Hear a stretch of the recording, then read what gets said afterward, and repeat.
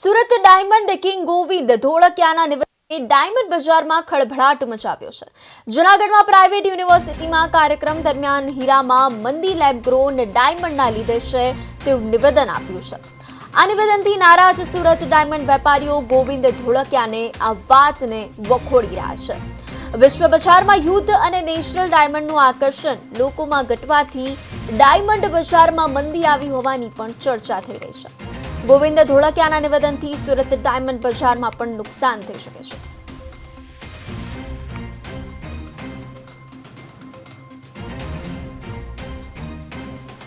છે। કે તેજી ને મંદી દુનિયાના કોઈ પણ બિઝનેસમાં આવે એમ હીરામાં પણ બહુ ટાઈમ આવી 5-10 વખત આવ્યો આ 60 વર્ષમાં પણ ઓછો ટાઈમ હોય તેજી વરસ હોય મંદી 2 મહિના હોય 4 મહિના હોય 6 મહિના હોય પણ આ વખતે મંદી 2 વર્ષથી ચાલે છે અને 2 વર્ષથી ચાલે એમાં સંજોગ એકદમ અલગ છે।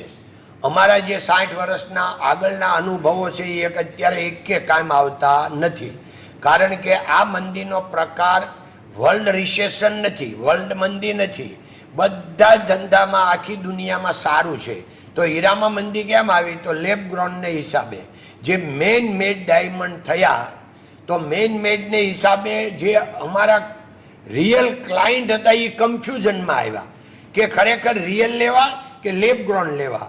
એટલે અત્યારે હવે આ 3 વર્ષ 2 વર્ષ થયા લેબ ગ્રોનને, હવે લોકોને દૂધનું દૂધ અને પાણીનું પાણી ખબર પડી એટલે હવે રિયલ ડાયમંડમાં થોડું માર્કેટ વળતા દિવસો છે।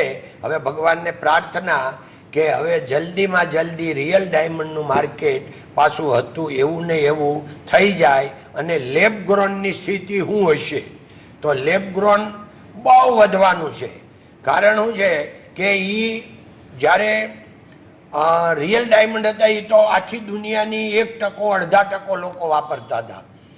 આ લેબ ગ્રોન ડાયમંડ 10, 20, 25% લોકો વાપરે।